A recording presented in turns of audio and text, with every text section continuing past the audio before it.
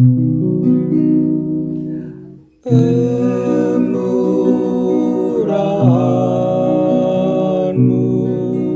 lebih dari hidup.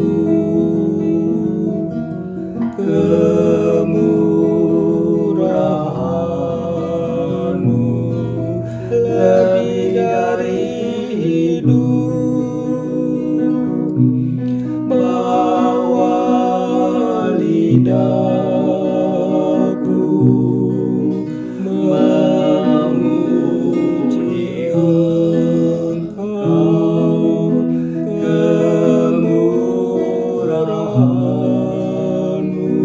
lebih dari hidup. Kemurahan-Mu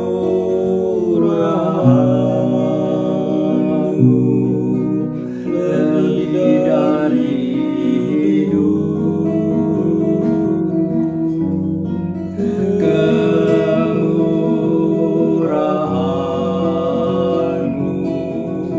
lebih dari hidup.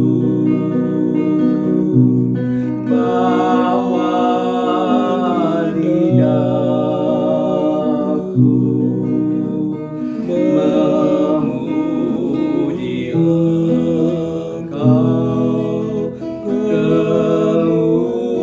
Kemurahan-Mu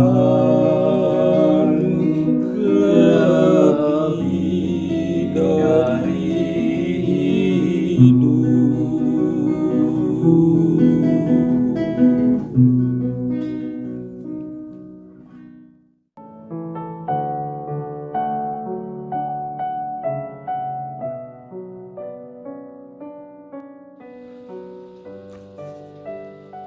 Shalom, selamat pagi.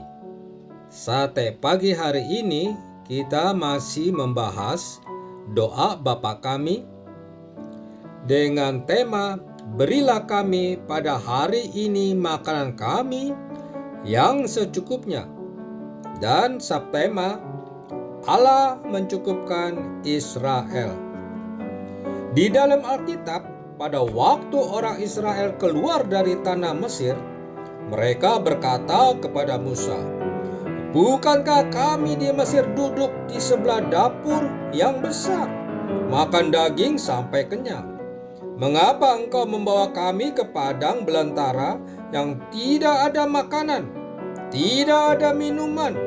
Apakah engkau mau menguburkan seluruh Bani Israel di padang belantara? Engkau pemimpin yang begitu kejam. Engkau membawa kami keluar dari tempat yang ada makanan, pergi ke tempat yang tidak ada makanan untuk mati di sini. Engkau pemimpin macam apa?" Musa sulit menjawab karena Tuhan yang menyuruh dia memimpin mereka keluar dari tanah Mesir.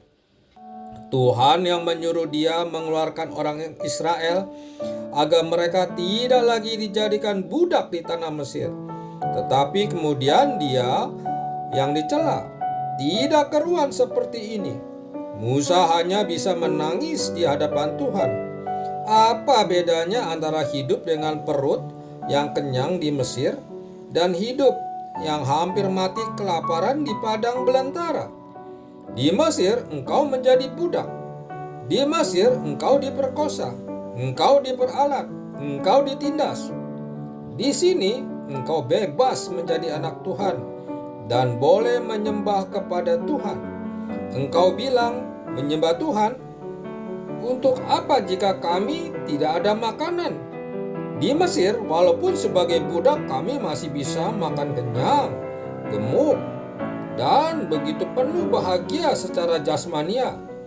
Di sini kita melihat ada sejenis orang Kristen yang marah-marah kepada Tuhan, bersungut-sungut.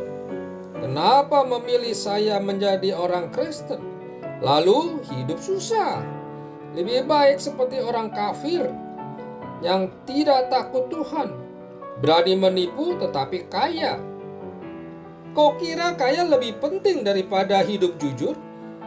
Kau kira kaya lebih penting daripada menjadi orang yang disiplin oleh Tuhan?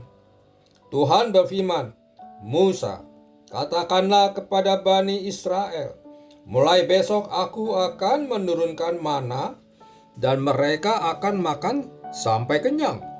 Setiap hari tidak ada kekurangan, meskipun mereka tidak bisa makan daging dan enak-enak seperti di Mesir. Tetapi aku adalah Allah yang menghidupkan mereka. Maka mulai hari ini turunlah mana dari sorga, dan Tuhan mengatakan pada Israel, setiap orang harus bangun pagi-pagi, karena setelah matahari terbit, mana itu akan hancur, akan hilang, tidak ada makanan lagi. Orang yang malas tidur terus, tidak mau bangun, tidak usah makan. Jam berapa kamu bangun? Engkau bilang, puji Tuhan, jamnya diganti jam 9.30. Jadi, saya boleh tidur lebih banyak. Sabtu boleh nonton TV sampai jam 2 pagi. Celakalah kamu. Tuhan berkata, bangun pagi-pagi sampai di tengah jalan, tunggu mana turun, ambil untuk makanan hari itu. Tuhan tidak memberikan secara kurang.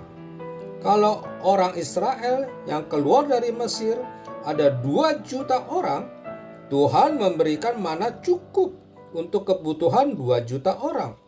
Mereka diperintahkan mengambil bagi diri mereka.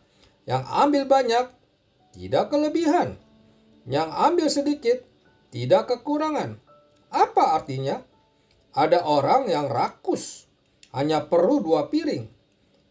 Dia ambil 3 piring, seperti sajian makanan ala buffet.